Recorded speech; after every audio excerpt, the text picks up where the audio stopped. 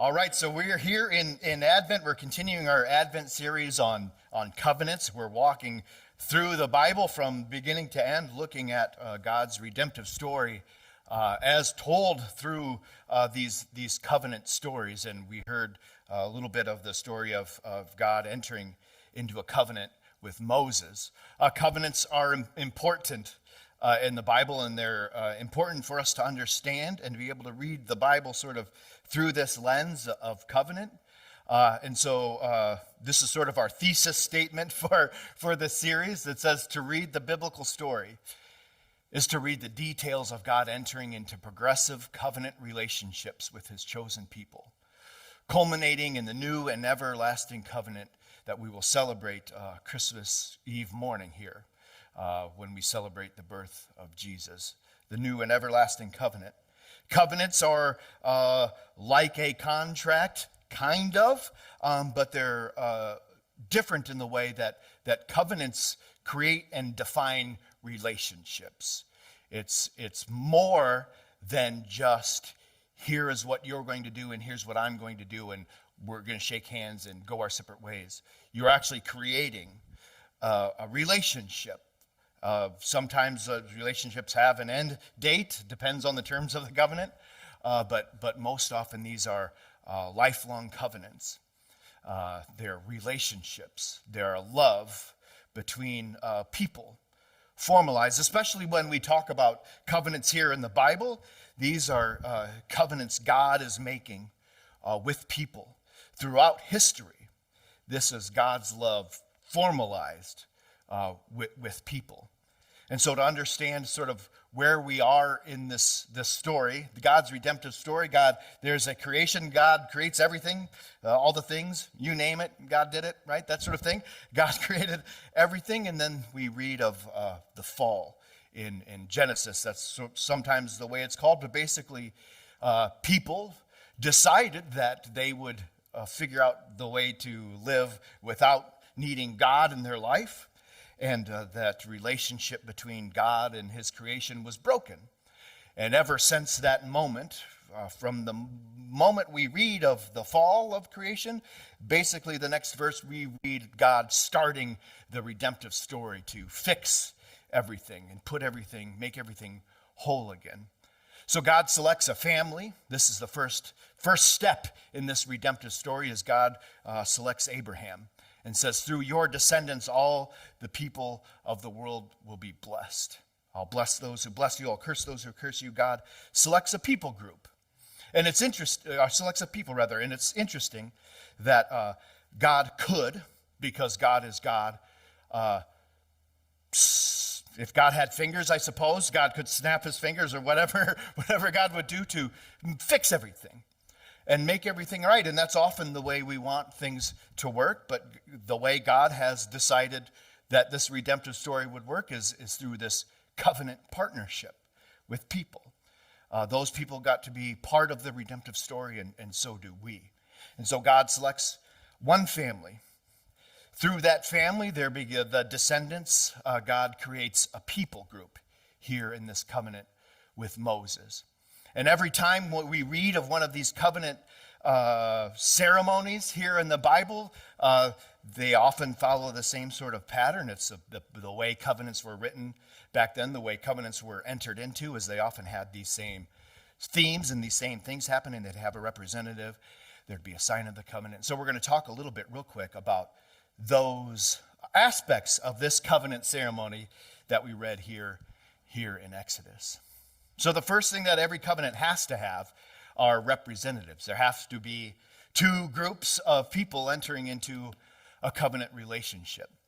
And the way that works is you have a representative from one group and a representative from another group, and they enter into the covenant, and they are acting on behalf of everyone else and their respective parties. And so we read here in Exodus that Moses went up to God, and the Lord called to him from the mountain. So God, once again here in these biblical covenants, God is the representative for God's self, for himself. And then there's always a person that is representing the people in the covenant. And here we have Moses being the representative in this covenant. Moses climbs the mountain and meets the Lord there on the top of the mountain. We'll talk a little bit about this, the sign of the covenant. Every time there is a covenant entered into, there's pretty much every time a sign, a physical thing that you can touch and hold and taste maybe, or look at and see. We talked about the sign of the covenant with Noah, of the rainbow. Abraham got his own sign of his covenant, and we have a sign of the covenant here between God and the people of Moses. It's interesting, we didn't read it here this morning. It happens a couple chapters later. But this is where we get the sign of this covenant, the Mosaic covenant, the covenant with Moses. Reads, "Then the Lord said to Moses, 'Say to the Israelites, you must observe my Sabbath. This will be a sign between me and you for the generations to come, so you may know that I am the Lord who makes you holy.'" This is the sign. The sign is not necessarily a physical thing that you can touch, or it's not even a physical thing that you can see. God gives the Israelites a sign in time. God is saying here that there are going to be moments of time, this Sabbath, this weekly Sabbath, you are to celebrate. And by celebrating it, every time you observe this Sabbath regulation, you are going to be reminded of this covenant that we are entering into here on the foot of this mountain. There are also, we read here, festivals. There are other Sabbaths that will be observed, other festivals. Basically, these are days throughout the year, much like Christmas Day, where we celebrate God working throughout our life. And so there were Sabbath festivals. There were times throughout, not only throughout the week, but throughout the year, that everything was going to stop. And people would observe the Sabbath. It was a way to remember that the world doesn't necessarily revolve around us. The world will not fall off its axis if I don't go to work today. The world won't fall off its axis if I sit here and spend time with God. These Sabbaths are a way to remember that. And they're also a way for us to remember that not only did God create the universe and everything in it, but God created time. These moments in time are the same as if you were to erect a church building and go to a church every Sunday. God gives these moments in time, these temples in time, that you are to enter into, that these Israelites were to enter into as part of their covenant relationship. This is the sign, and every time they enter this temple in time, they will remember the covenant. So that's the sign of the covenant. There are terms of this covenant. So far, on the covenants we've been talking about throughout the Bible leading up to this covenant with Moses, they've been sort of unconditional covenants. God has been saying, enter into this covenant with me, and here is what I'm going to do for you. Because God is acting out this redemptive story. God is redeeming his creation. Here we have something different, though. Here we have terms. We read here that God said, now if you obey me fully and keep my covenant, then out of all nations you will be treasured, a treasured possession. Although the whole earth is mine, you will be for me a kingdom of priests and a holy people.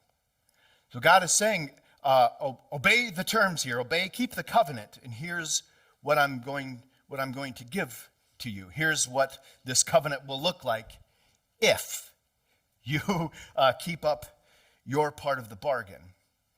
And so throughout the telling of this covenant ceremony in the Bible, we get the 10 Commandments. Those are part of these covenant terms. We get 413 other Torah laws, other Old Testament laws that are part of this covenant. And they're all there for a very specific reason. So I want to talk real quick about the law. Maybe if you've grown up in a Lutheran church, then you've heard a lot about law and gospel and this sort of thing. And the law will kill you and the gospel will save you. And And I don't like that. The way that's presented to me was never helpful. And so I'm going to tangent off here for a second and present it in the way it actually is, but maybe in language that I like better. So these laws that were given to the people are specific covenantal terms. These 413 rules and regulations about what are you going to do with a slave, and what happens if you have an open wound, and what happens if an ox falls in a hole, and all these rules that we skip over when we're reading the Bible because they're long and boring and weird. These are specific covenantal terms. These are part of this covenant that God is making with Moses as the representative and the people of Moses, these people of God that are wandering now in the desert. So the law, among many things, are specific terms, specific covenantal regulations. And where things start to go off the rails for me, when Lutheran pastors in particular, but often pastors in general talk about the law, is that we forget that salvation comes by faith alone.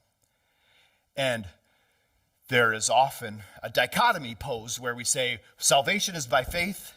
These people, salvation comes to them by the law. But that is not true.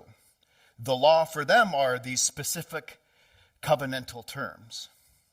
We know, because it says throughout the rest of the Bible, that Abraham believed in the Lord, believed God, and it was credited, I can't say that, credited, there we go, credited to him as righteousness.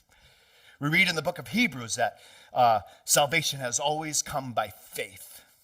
It's been by faith in God that your salvation is here. God is, with these laws, is saying, this is a covenant that I'm making with you. But your salvation is not dependent on these things.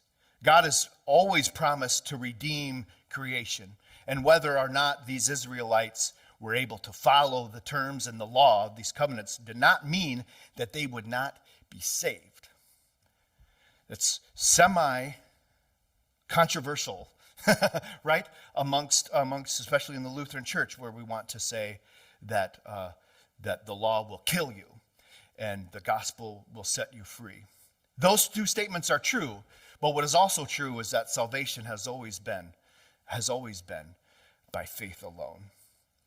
So salvation is by faith. So what then are these laws if they're not for salvation? These laws then are covenantal terms, and for them and for us. Not all of them apply to our day today, but some of them do, and they're a guide to be God's representative. God said, if you keep my covenant here, you will be a kingdom of priests, a special people to me. And God is saying, you are going to be a special group of people, and whenever anyone interacts with an Israelite, they're going to know that something's different about these people. They're going to know that something is different about them because of the way they treat their slaves. They're going to know that something's different about them by the way they treat their wives. They're going to know that something's different about them by the way that they refuse to enter into commerce on specific days of the week and specific days of the year. We are going to, these are ways that the Israelites are able to show that they're a special people. They're a guide to be God's representative to the rest of the world. They are also covenantal terms.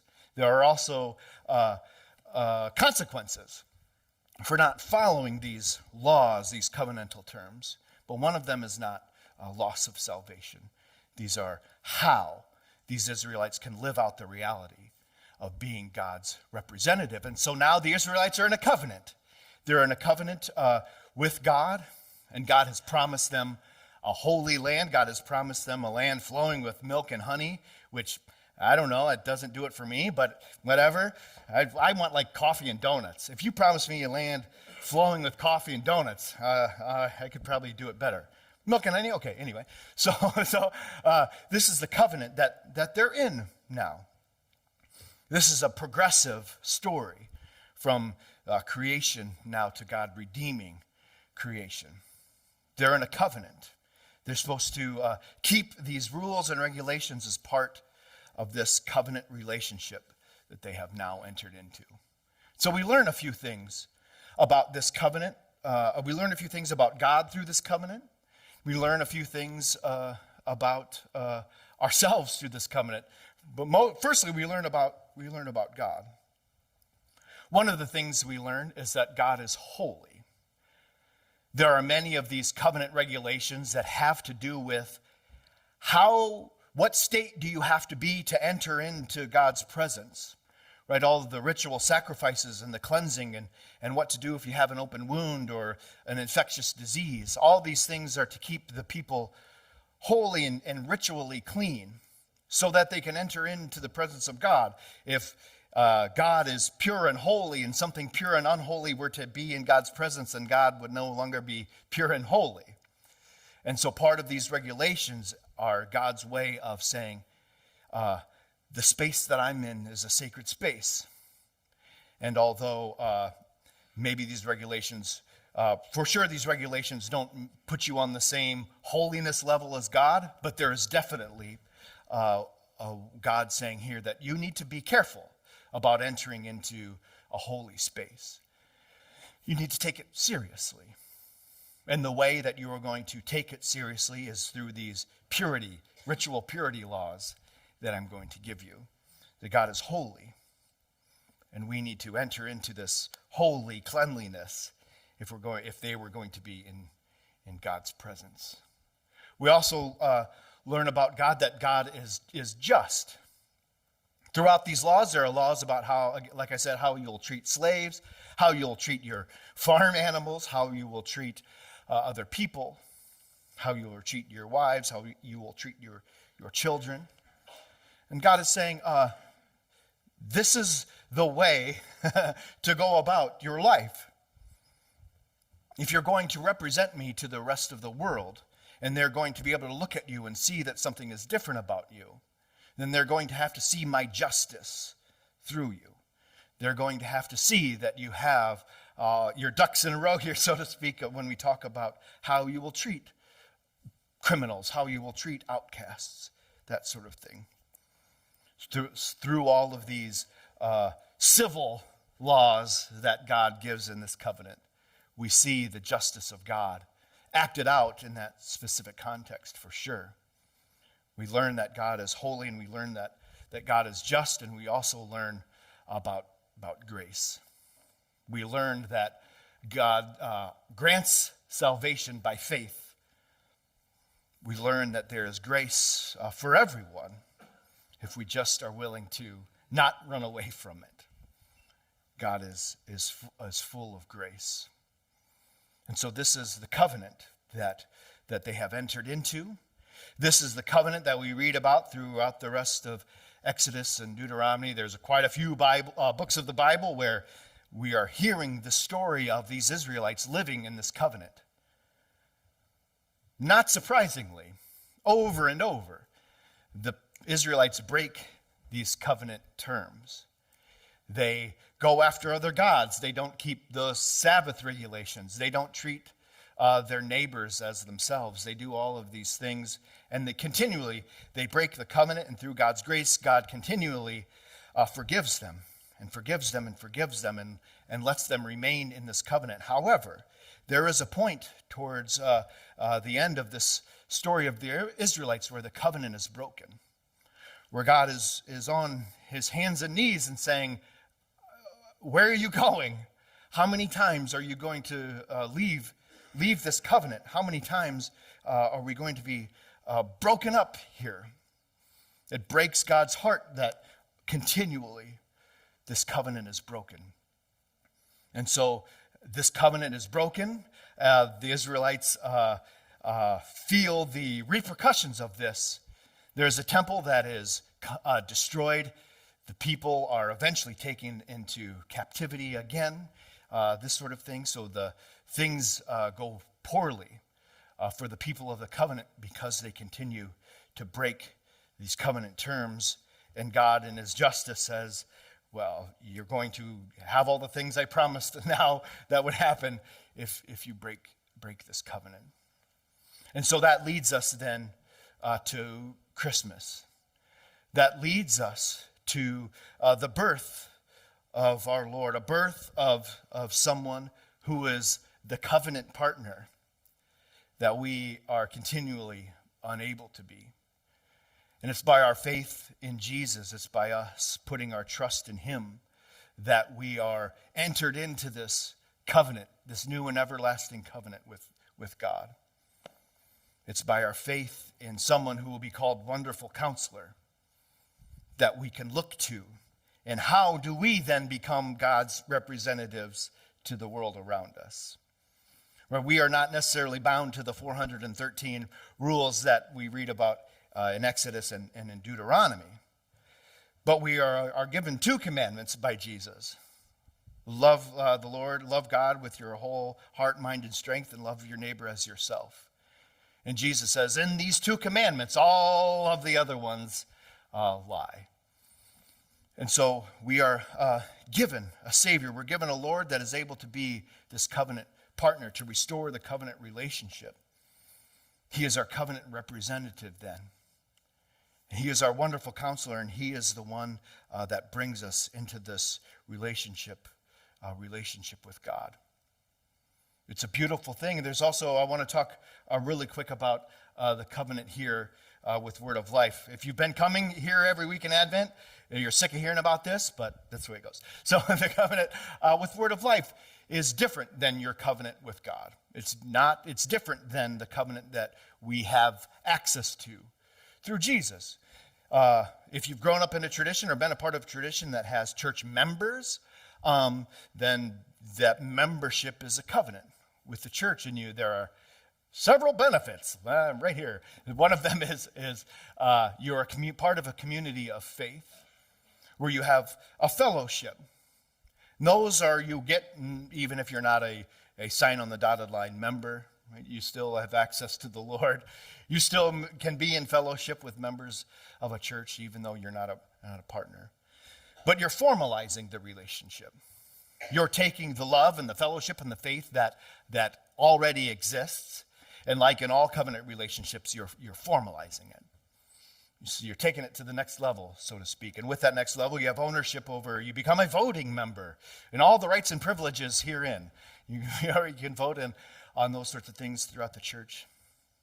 And then you also are part of the stewardship of the church, of maintaining the physical building, but then also taking part of what the Lord has blessed you with financially and giving that back to the work of the Lord by your offerings every week with the church.